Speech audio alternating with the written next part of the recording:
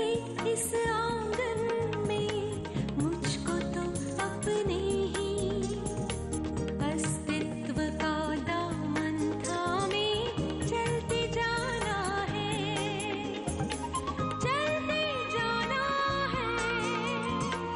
अस्तित्व का दामन थामे, अस्तित्व का दामन थामे। हाँ जीजू, मैं अब कभी नहीं रहूंगी। मेरे ख्याल से वक्त आ गया है भैया के खिलाफ एक्शन लेने का। आई थिंक वो हमें हेल्प कर सकता है।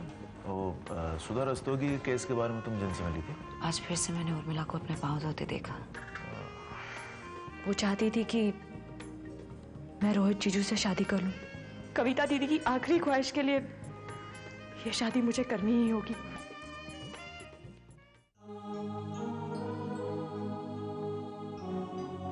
रश्मि,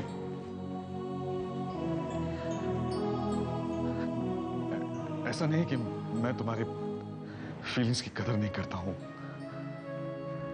समझ सकता हूं कि तुम कविता दीदी की आखिरी ख्वाहिश को पूरी करना चाहोगी, लेकिन एक बार तुम सोच कर देखो, है ना, कि कविता ने ये बात क्यों कही। कविता तुम तीनों को खुश देखना चाहती थी, लेकिन क्या अपनी खुशियों को दबाकर तुम खुद खुश रह पाओगी?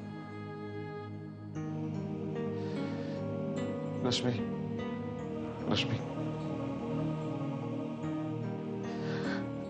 सिर्फ अपनी बहन की इच्छा पूरी करने के लिए तुम रोहित से शादी करके क्या उसे धोखा नहीं दे रही हो?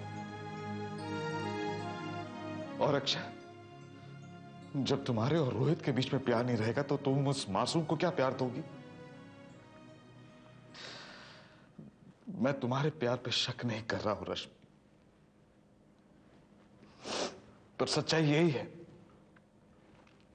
कि कविता को सच के बारे में पता नहीं था, नहीं तो वो ऐसी बात नहीं करती। उसे सिर्फ तुम्हारी खुशियों की परवाह थी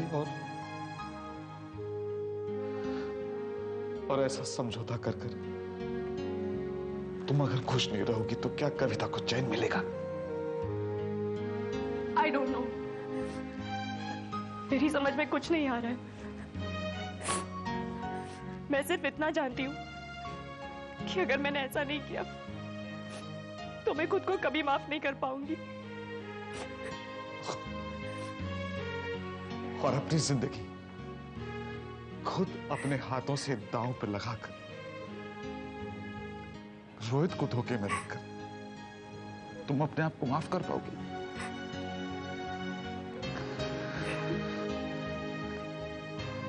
रश्मि, रश्मि प्लीज,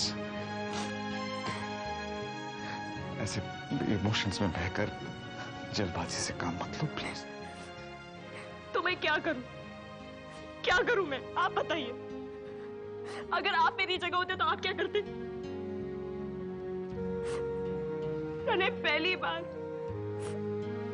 बार मेरी दीदी ने मुझसे कुछ मांगा है, मैं ना नहीं कर सकती। प्लीज ट्राई टू अंडरस्टैंड, मैं नहीं कर सकती। रश्मि, कविता दीदी की ख्वाहिश को टुकाकर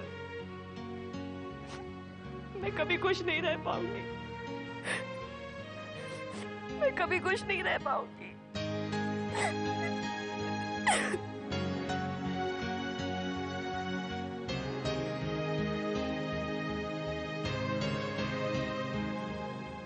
रश्मि,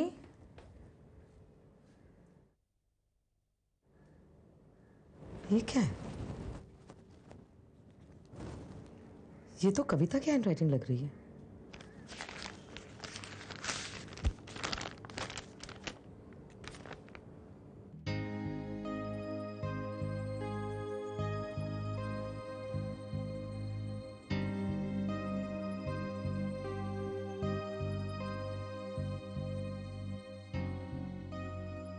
जब लगता है कि सब कुछ ठीक चल रहा है, तकलीफों से छुट्टी मिल गई है, अब कुछ काम किया जाए। तभी ना जाने परेशानियां कहां से आकर घेर लेती हैं। This is called life. अगले मोड़ पे क्या होगा पता नहीं। ये लो सौरभ, पढ़ो इसे। क्या है ये? तुम्हें याद है सौरभ, पिछले कुछ हफ्तों से कविता बार बार एक चिट्ठी के बारे में पूछ रही थी कि वो रश्मि को मिली या नहीं। ये कविता का लेटर?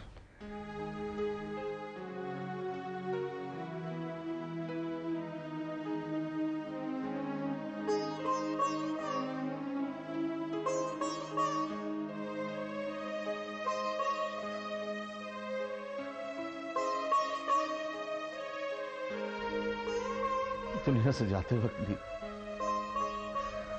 हम सब की कितनी फिक्र थी उसे, रश्मि की, अक्षय की, रोहित के अकेलेपन की, उसके बच्चे को मां का प्यार कौन देगा। ये चिंता तो हर मां को ही होती है, लेकिन रश्मि के बारे में इतना सोचना, अपनी उस बहन के बारे में जिसकी छोटी सी उम्र में उसकी दुनिया उजड़ गई हो, बड़ी बात है दीदी, बड़ी बात है। जाते जाते भी वो रश्मि को लेकर हमारी परेशानी दूर कर गई दीदी। सौरभ, कोई भी फैसला करने से पहले रश्मि को पूछ लेना चाहिए। हाँ तो पूछेंगे ना, हम रश्मि से जरूर पूछेंगे। कहाँ है वो? पता नहीं, बहुत जल्दी में थी, बाहर चली गई। तो ठीक है, वो आ जाती है तो उससे पूछ लेंगे। लेकिन मेरे ख्याल से दीदी, रश्मि के फ्यूचर के लिए इससे अच्छा कुछ हो ही नहीं सकता। तुम्हारी मम्मी बहुत याद करती तुम्हें। मिल लेना चाहिए तुमको एक बार उनसे। क्यों क्यों नहीं मिलोगे? देख देख, यहाँ देख, यहाँ देख, क्यों नहीं मिलना तुमको? हैं? सिर्फ इसलिए कि तुमको कुछ लोगों ने कह दिया कि तुम्हारी मम्मी अच्छी औरत नहीं है। अपनी फ्रेंड्स की बात मानोगे तुम मेरी बात नहीं मानोगे, अपने पापा की बात नहीं मानोगे। चल ठीक है, जाने तुम मेरी बात नहीं मानो, लेकिन तुम तो जानते हो मम्मी कितना प्यार करती है तुमसे। इतने खिलौने ला के देती है तुम्हें, जो भी तुम कहते हो तुम्हें ला के देती है।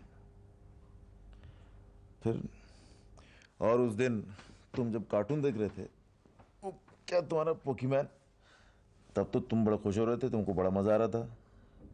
तुम्ही ने मुझे कहा था कि वो बुरा आदमी नहीं है क्योंकि उसने खराब मॉन्स्टर को मारा है, इसलिए वो अच्छा है।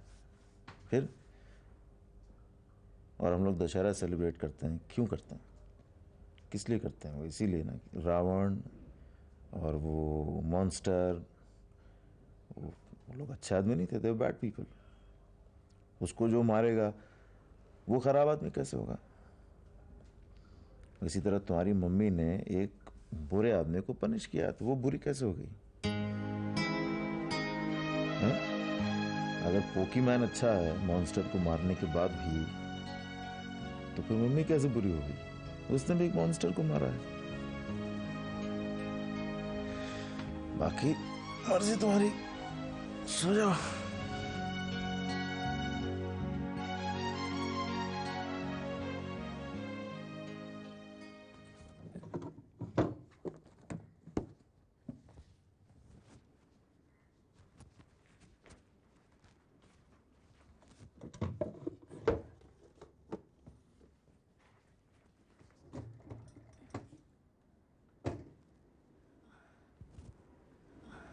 पापा, कुछ ढूंढ रही हो बेटा? हाँ, वो कहीं ये लेटर तो नहीं?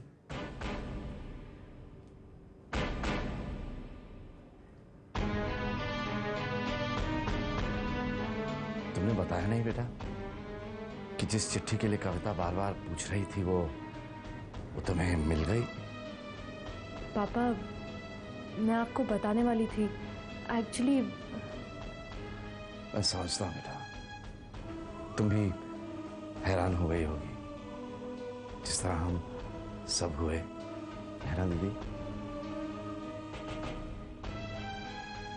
चाहे कविता कहती नहीं थी, लेकिन सबसे ज्यादा तुम्हारी फिक्र उसे ही थी,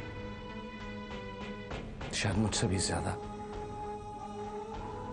जीना कितना दूभर होता है जानती थी वो, और तुम तो उस उम्र में अकेली हो गई जिस उम्र में लड़कियों की शादी भी नहीं होती आजकल। रोहित, अक्षय का क्या होगा कविता के जाने के बाद?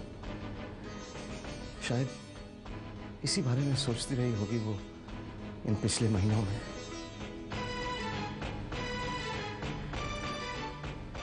तभी तो ये बात उसने तुम्हारे सामने रखी, बड़ी बहन होकर मां का काम कर गई। तो कविता की इस ख्वाहिश को पापा,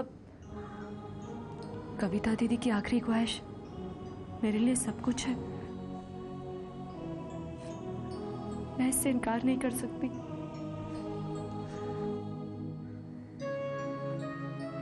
मैं ये शादी करूंगी पापा।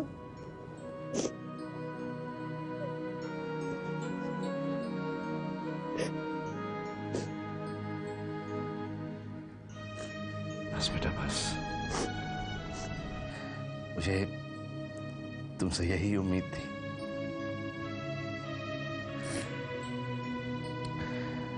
तो मैं रोहित से बात करूं?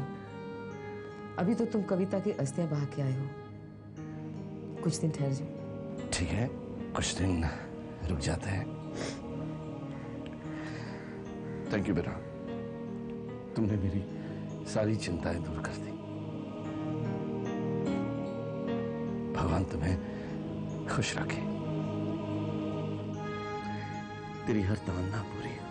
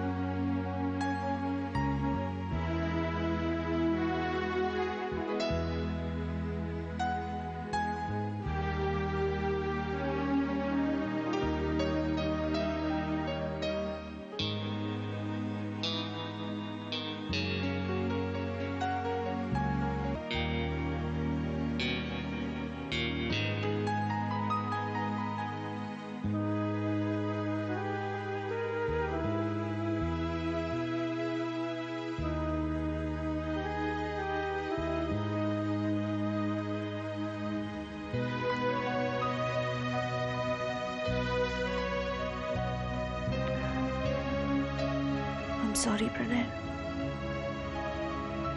I'm sorry.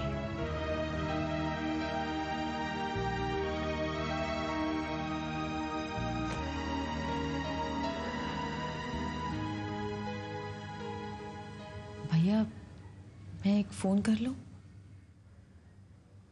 इस वक्त किसको फोन करना तुम्हें? वो अनु है ना? कर लो।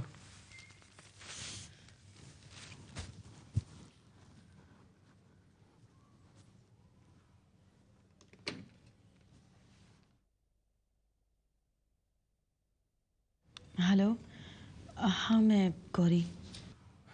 गौरी, क्या भैया वही हैं क्या? हाँ,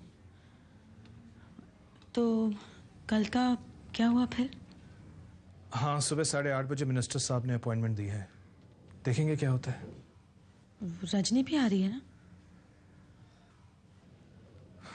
हाँ। Okay, bye.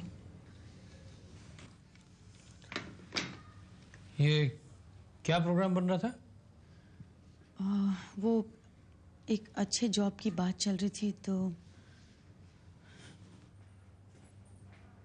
सर, जैसा कि मैं आपको फ़ोन पर बता चुकी हूँ, डॉक्टर अभिमन्यु जोशी के बड़े भाई को गवर्नमेंट ने एक फ्लैट अलॉट किया था, जिसे वो अब बेच चुके हैं और उसका पैसा भी बिजनेस में लगा चुके हैं, और अब वो इन्हें अपनाने से भी मना कर रहे हैं।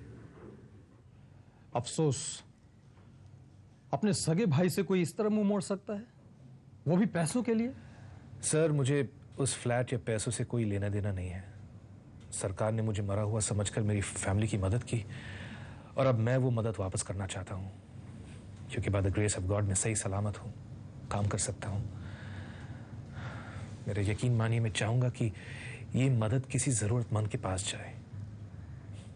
अगर हालात ठीक होते तो ये पैसे मैं खुद कमाकर कर्जा चुका सकता था, लेकिन मेरे भाई के बिहेवियर ने मेरे मन में करवाहट पैदा कर दी है, और अब मैं नहीं चाहता हूं कि मेरे नाम पर उसे कोई फायदा हो। आप फिक्र न करें, इस मामले में मुझसे जो भी बन पड़ेगा मैं करूंगा। वर्धन, आप डॉक्टर जोशी से सारी डिटेल्स लेकर एक रिपोर्ट तैयार करें। Yes sir. डॉक्टर सिमरन, इस मामले को मैं पर्सनली देखूंगा। डॉक्टर जोशी के साथ किसी तरह का अन्याय नहीं होगा। Thank you sir, thank you very much. नहीं, आज तो नहीं हो पाएगा, कल या परसों में आपसे मिल लेता हूँ, ठीक है? चलिए, बाय। गुड मॉर्निंग पापा। Good morning. Ready for school? Yes papa. तुम्हारा जूस बन गया है, सैंडविच रेडी है, उसके बाद बाय तुम्हें छोड़ देगी स्कूल, ठीक है? Yes papa. चलो, मैं निकलता हूँ। पापा, बोलो बेटा, मैं लेट हो रहा हूँ। पापा मुझे मम्मा से मिलना है।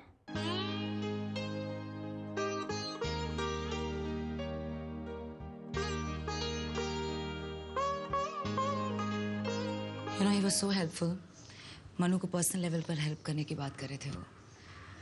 Oh God, I'm really hopeful हम शायद अब कुछ कर पाएंगे उसके लिए। डॉक्टर जोशी सो लकी, उन्हें तुम जैसा दोस्त मिला है। तुम्हें, मानस को और डॉक्टर जोशी को जब साथ में देखती हूँ तो रियलाइज करती हूँ कि आई वाज सो रॉन्ग। दोस्तों को, दोस्ती को मैंने कभी पहचाना ही नहीं।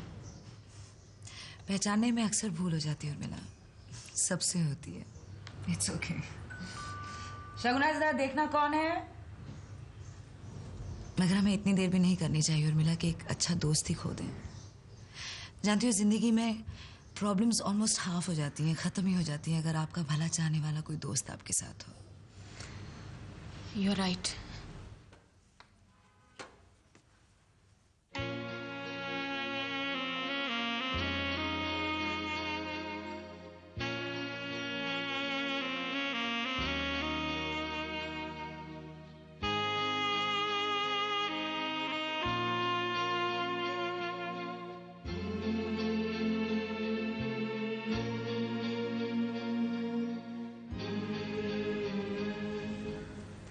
सुनो, आप गुड बॉय हो ना?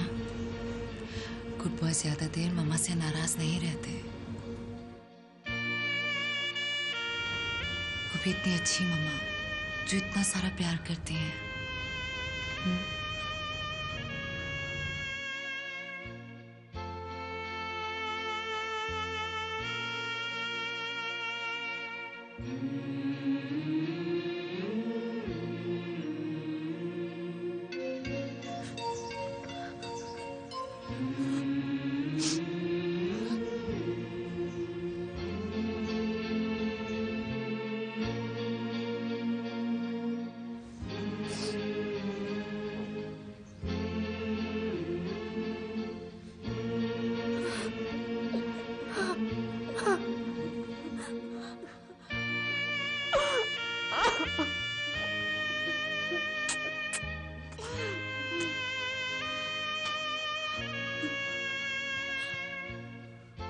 I'm sorry बेटा, I'm very sorry। बहुत नाराज हूँ ना अपनी मम्मा से, but I love you। I love you very much। I love you। मम्मा आप प्लीज घर चलिए ना। नहीं बेटा, आप यहाँ आगे ना मुझसे मिलने, बस है, जब भी जी करे यहाँ आ जाना, ओके? लेकिन क्यों मम्मा, आप क्यों नहीं चल रही पापा के घर? हम सब साथ में रहेंगे। जब इतना कह रहा है तो मान क्यों नहीं लेती हो? वो कह रहा है तो चलो घर।